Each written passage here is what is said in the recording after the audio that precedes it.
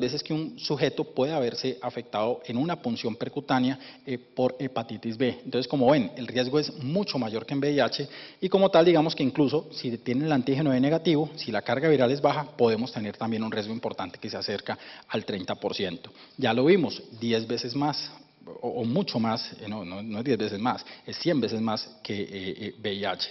Y a veces nos concentramos en VIH y no pensamos en hepatitis B, en donde podemos tener también problemas. Bueno, y en hepatitis C, ¿cuál sería el riesgo? El doctor Carlos Julio también por ahí lo mencionó. Este paciente nadie le había hecho hepatitis C, o no sabemos. ¿Cuál creen ustedes que sería el riesgo en ese chuzón, en esa punción percutánea, en ese accidente biológico de tener hepatitis C? Voten, por favor. Aquí la pregunta está mal, es en hepatitis C, pero bueno, no importa.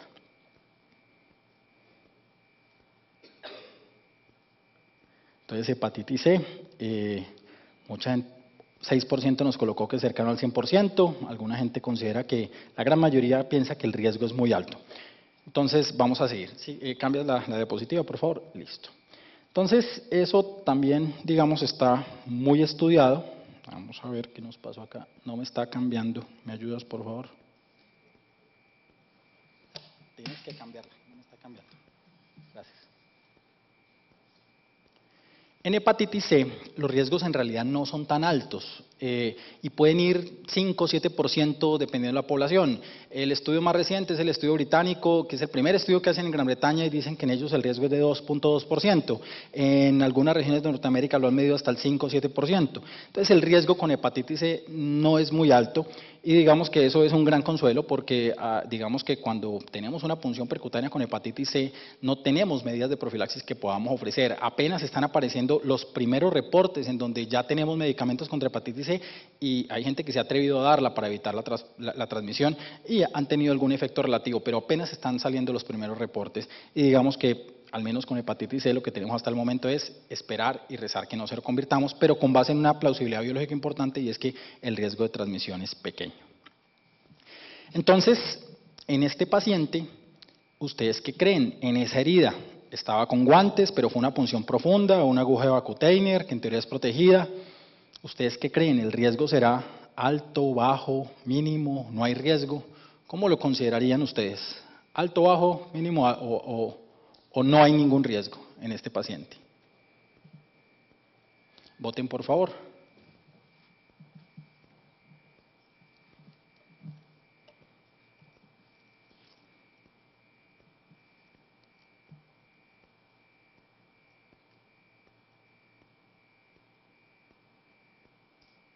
Entonces ya lo dijimos, la severidad depende del tipo de lesión, era con una aguja que es una aguja que no es plana, es una aguja hueca, donde había sangre, donde fue una punción profunda, puede verse disminuida porque había guantes y había protección, pero de todos modos es de fuente de un paciente VIH positivo y como tal tenemos una carga viral positiva y eso nos implica que probablemente tenemos alto riesgo. Entonces, la evaluación de la herida nos indica que uno es una herida que tiene problemas y además la evaluación de la fuente nos dice que es un paciente que probablemente tiene un virus resistente. Entonces, eso nos hace pensar que tengamos que tener una conducta especial en este caso. Sabemos que manejamos protocolos, pero en este paciente yo quisiera preguntarles cuál sería su conducta a seguir. Y aquí nos vamos a abordar un poquito más. Pienso que este es el punto importante de esto y es qué esquema. Creo que no hay dudas, o bueno, puede haber dudas, alguien podría no mandar a este paciente con antirretrovirales. ¿Qué esquema le vamos a dar a nuestro compañero que es trabajador de laboratorio y que se acabó de chuzar con un paciente con VIH, probablemente resistente? ¿Qué esquema le vamos a dar? Entonces tratemos de señalarlo y evaluar ese punto.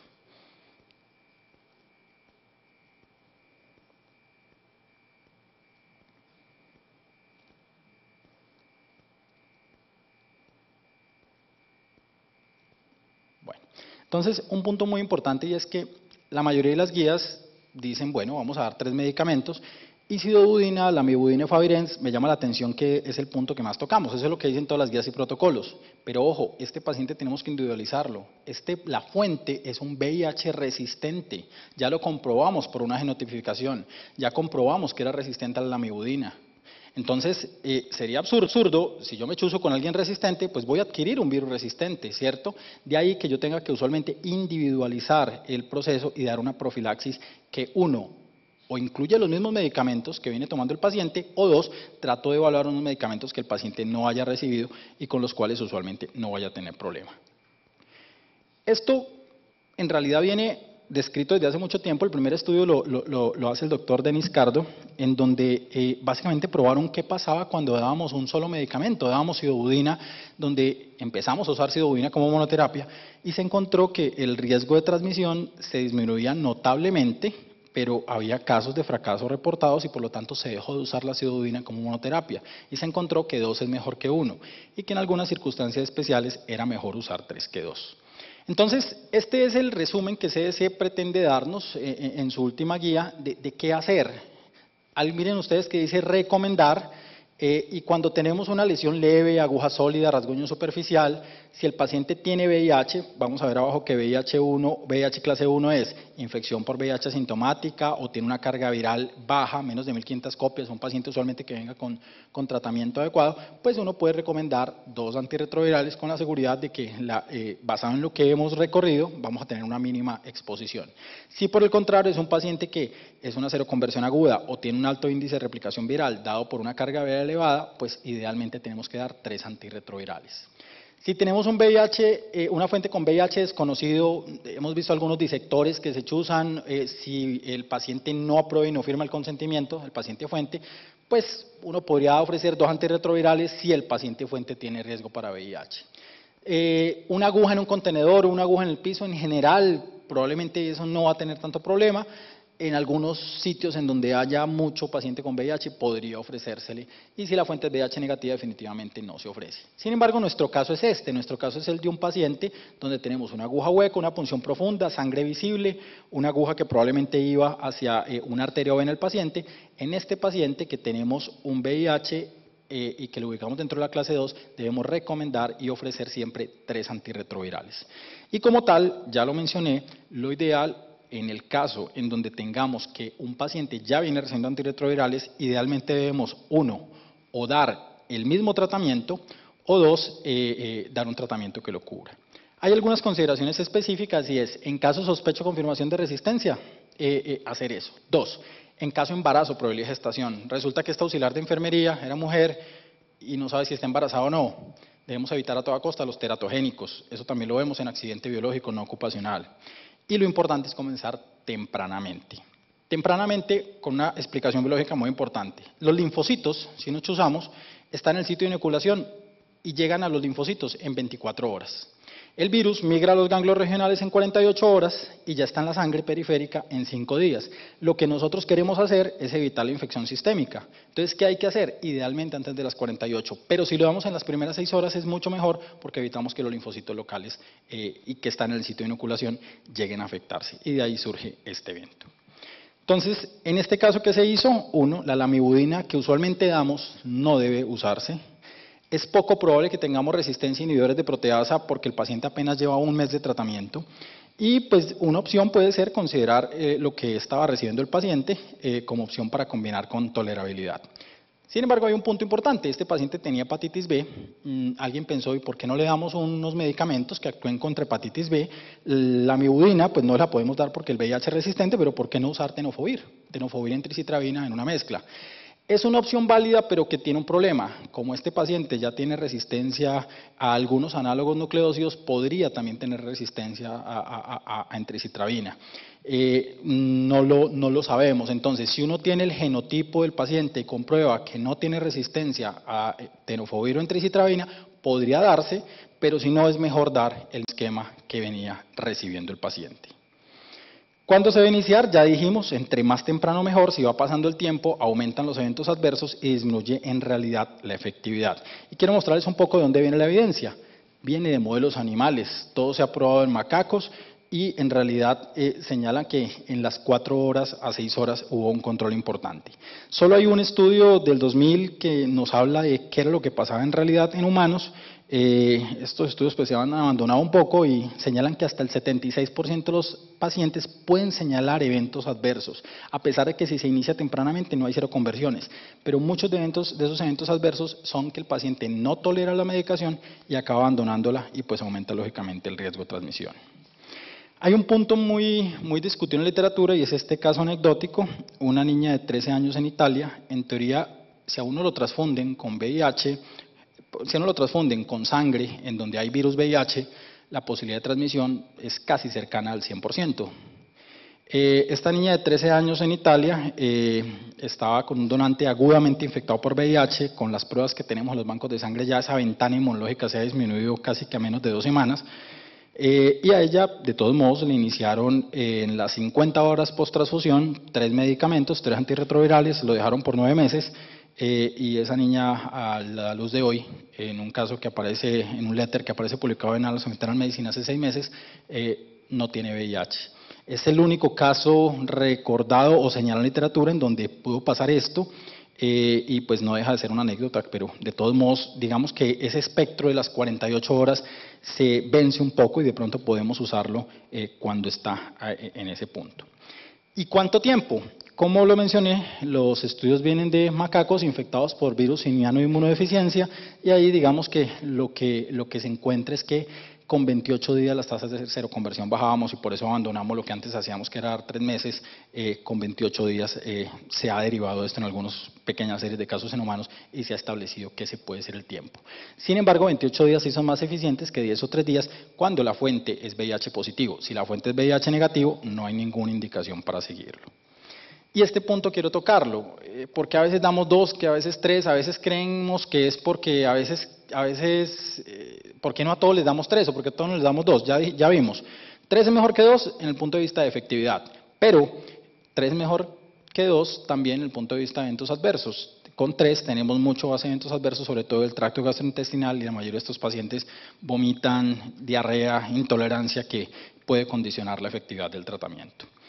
Un punto muy importante es que abacavir y nevirapina, por la demora en su inicio de acción, no son ni deben establecerse como terapia cuando vamos a dar profilaxis post-exposición. Si el paciente viene recibiendo esos medicamentos, debemos buscar alternativas diferentes.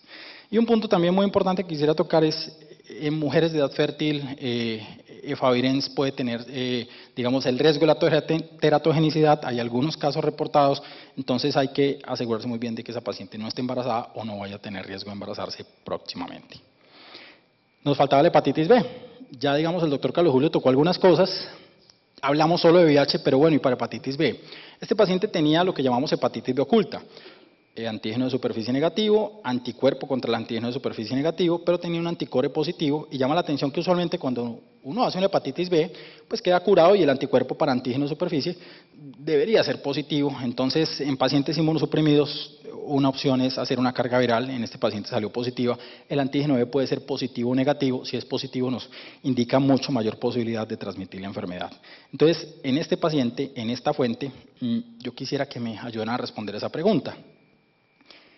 Con relación a la posibilidad de transmisión de hepatitis B, ¿qué es lo que primero queremos verificar? 1, el antígeno B de la fuente.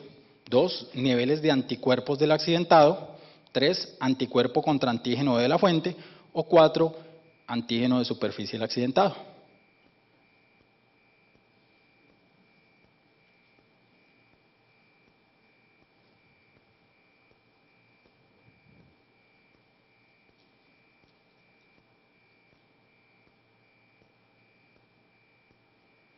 Entonces, es muy importante la fuente, pero en este paciente ya sabemos que tiene una carga viral de 20.000 copias, ya sabemos que tiene virus replicándose, aunque no en una gran cantidad, pero tiene virus replicándose. Pero aquí el paciente fuente sí nos importa, pero nos importa más bien el accidentado, y el doctor Carlos Julio nos dijo, si el accidentado tiene niveles protectores, puede estar relativamente tranquilo. Entonces, él mismo nos lo mostró, ¿a todos les debemos medir anticuerpos? No. ¿Quiénes debemos tener anticuerpos? Los trabajadores de salud que estamos en riesgo de exposición potencial. Entonces, todo trabajador de salud que tenga ese riesgo debe tenerlo, cirujanos, médicos que trabajamos en urgencias, médicos que hacemos punciones, y en estos casos, como él lo mencionó, hay que o tenemos que tener niveles y dosificación de esos niveles de anticuerpos. Entonces, en exposición accidental, ¿qué debemos hacer? Digamos que eso va a depender. En el accidentado un punto muy importante es conocer los niveles de anticuerpos y si tiene niveles de protectores quedamos tranquilos, pero muchos no lo sabemos. Entonces, a veces no conocemos nuestro estado inmunológico o no tenemos niveles o nuestro esquema está incompleto o a veces todavía uno se encuentra gente que trabaja en salud y que no está vacunado. Entonces, en esos casos, ¿qué se recomienda? Uno, primera dosis de vacunación, como lo mencionó el doctor Carlos Julio, para tratar de activar eso que pudiéramos tener activo y hacer que tengamos un control muy rápido, una generación muy rápida de anticuerpos que puedan controlar el proceso, pero en ciertas circunstancias, cuando tenemos accidentes exposicionales de muy alto riesgo, como puede ser este, y ya vimos que hepatitis B se transmite 100 veces más fácil que VIH, está recomendado dar también inmunización pasiva con inmunoglobulina anti-hepatitis B en las primeras 48 horas.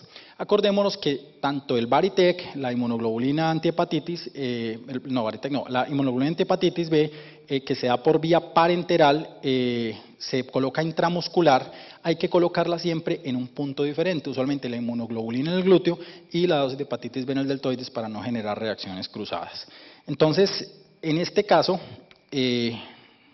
básicamente, vamos a adelantarnos.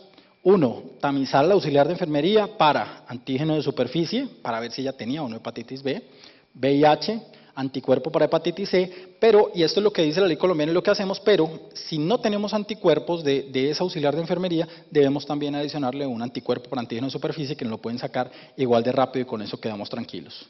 En esta paciente evaluaron la genotipificación, iniciaron profilaxis temprana con tenofovir más citrabina, malopinavir, ritonavir por 28 días y nos llegó a las 24 horas los niveles de anticuerpos contra el antígeno de superficie, que eran de 225 unidades internacionales por mililitro, no requiere afortunadamente otras medidas específicas para hepatitis B. Muy importante, el seguimiento. Este año Clinical Infectious Disease en enero muestra un reporte de 8 médicos y auxiliares de enfermería que estuvieron con una punción accidental y que siguieron hasta 2 años después. Usualmente los seguimientos en la mayoría de los casos se cierran a los 6 meses o al año. Y demostraron en 8 casos 0 conversión tardía de hepatitis C después de 1 año y medio de haber presentado un accidente biológico.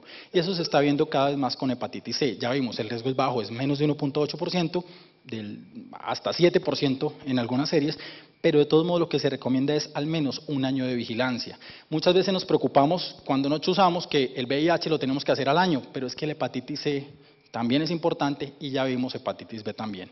Entonces, los esquemas de seguimiento que casi ahora pertenecen y son de uso exclusivo de las ARP, pero que a veces nos tenemos que enfrentar con ellos en el seguimiento, es que al ingreso hacemos ELISA de VIH, antígeno de superficie, anticuerpos contra el antígeno de superficie y anticuerpos contra hepatitis C, y a las 4 semanas volvemos a evaluarlos, a las 12 semanas, a las 24 semanas, pero punto importante, a las 4, 12 y 24 lo que medimos es anticore porque queremos ver si el paciente hizo una hepatitis que pudiera estar oculta. Como les mencioné, en la mayoría de los protocolos está hasta 6 meses, 24 semanas, pero con hepatitis C algunos promueven que lo usamos hasta 48 semanas, hasta 1 año, dados los problemas que tenemos y los puntos que tenemos.